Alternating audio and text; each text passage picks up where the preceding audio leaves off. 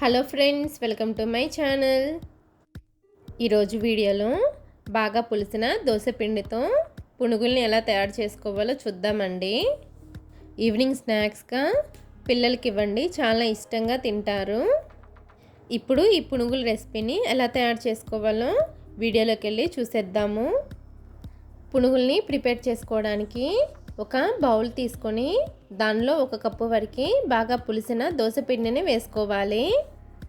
దీనిలోనే 1 కప్పు వరకు మైదా పిండిని కూడా వేసుకోండి.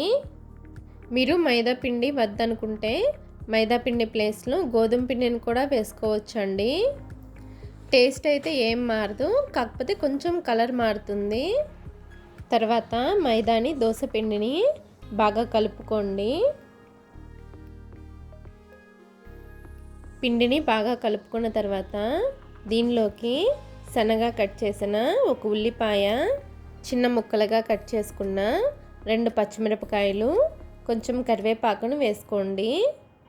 అలాగే 1 టీ స్పూన్ అంత జీలకర్ర, మీ రుచికి తగినంత ఉప్పును వేసుకొని ఒకసారి బాగా కలుపుకోండి.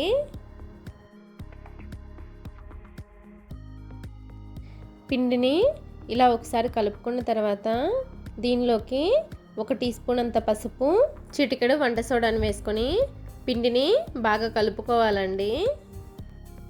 పిండిని ఎంత ఎక్కువగా కలిపితే పునుగులు అంత బాగా వస్తాయండి. పిండిలో వాటర్ని ఏమీ యాడ్ చేయాల్సిన అవసరం లేదండి. ఒకవేళ వాటర్ కనుక అవసరం అనిపిస్తే కొద్దిగా వాటర్ని యాడ్ చేసి బాగా కలుపుకోండి. ఎక్కువగా వాటర్ని యాడ్ చేస్తే పిండి పలచనైపోయి పునుగులు వేసినప్పుడు పునుగులు ఆయిల్ని బాగా పీల్ చేస్తాయండి. అందుకని అవసరమైతేనే వాటర్ని యాడ్ చేసుకోండి. ఇలా బాగా కలుపుకున్న పిండిని మూత పెట్టి ఒక 10 నిమిషాలు పక్కన పెట్టేసేసేయండి. 10 నిమిషాల తర్వాత ఈ పిండిలో 2 టేబుల్ స్పూన్స్ వరకు పెరుగును వేసుకొని బాగా కలుపుకోండి. పెరుగుని వేసుకోవడం వల్ల పునుగుల టేస్ట్ అనేది చాలా బాగుంటుందండి. పిండిని ఎంత బాగా మిక్స్ చేసుకుంటే పునుగులు అంత బాగా వస్తాయండి. పునుగులు వేసుకోవడానికి పిండి అనేది మరీ పల్చగా ఉండకూడదు, అలానే మరీ గట్టిగా కూడా ఉండకూడదు. మనం పునుగులు వేసుకోవడానికి వీలుగా ఉండాలి.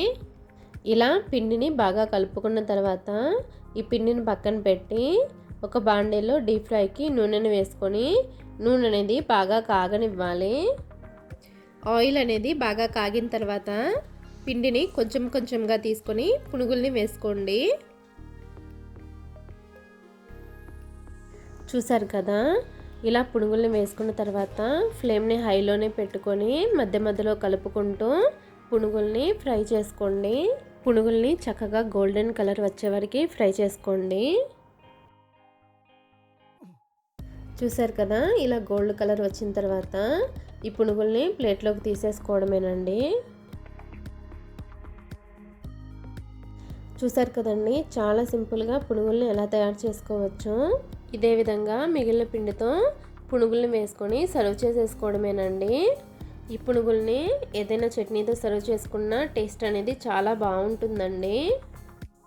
ఓకే అండి, ఈ పునుగుల రెసిపీ కనుక మీకు నచ్చినట్లయితే నా ఛానల్ని లైక్ చేయండి, షేర్ చేయండి. మరిన్ని వీడియోస్ కోసం నా ఛానల్ని సబ్స్క్రైబ్ చేసుకోండి. Okay, thank you.